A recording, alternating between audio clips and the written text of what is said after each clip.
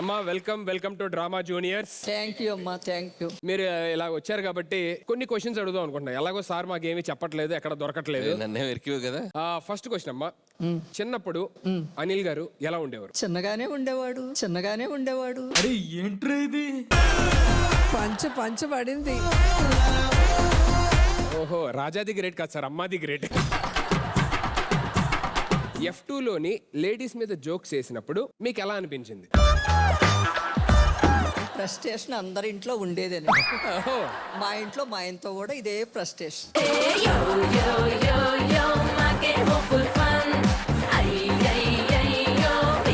సరే, అనిల్ గారి సినిమాల్లోని మీకు ఫేవరెట్ డైలాగ్ ఏంటి? రాజాది గ్రేట్ లో లైఫ్ ఏది ఎదురొచ్చివ్వదు, మనమే ఎదురెళ్ళి తీసుకోవాలి. బాధ నుంచి సంతోషమైన, ఓటమి నుంచి గెలుపైన.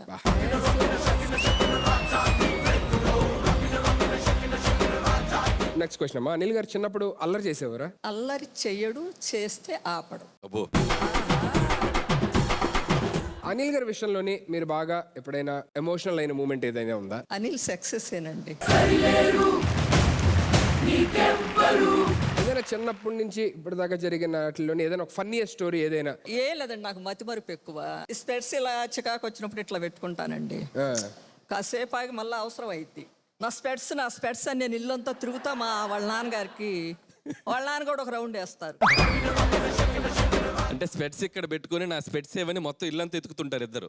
ఒక అరగంటకి స్పెట్స్ పైన చూస్తాడు ఆయన. నీ నెత్తి మీద ఉన్నాయి, కళ్ళు నెత్తికి ఎక్కినాయి.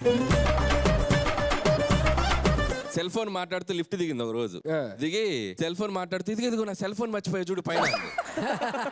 చేతిలోనే ఉంది సెల్ ఫోన్. ఆ చూసినోడు ఆయన మా ఫాదర్ చెప్పాలి కదా. అవునా అని చెప్పి 5 ఫ్లోర్కి వెళ్ళి ఒక 5 ఫ్లోర్లు వెళ్ళి మొత్తం సెల్ ఫోన్ ఏదంటే కిందకు వస్తే నా చేతిలోనే ఉంది ఫోను. అమ్మ రోజా గారు మీకు ఎలా అనిపించింది మేడం ఇప్పుడు ఈ స్టోరీలు ఎన్ని? నిజంగా చాలా హ్యాపీగా ఉంది. నాకు అమ్మ లేరు. మళ్ళీ మిమ్మల్ని చూస్తుంటే మా మమ్మీతో నేను గడిపిన నా కాలేజ్ డేస్ గుర్తొచ్చి ఏడుపు వచ్చేస్తుంది.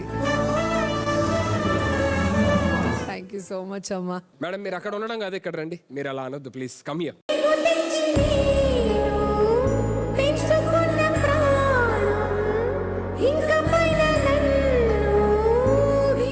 ముందుగా అందరికీ హ్యాపీ మదర్స్ డే.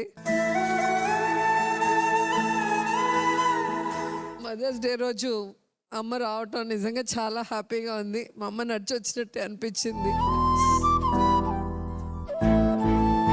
సో అందరికీ హ్యాపీ మదర్స్ డే.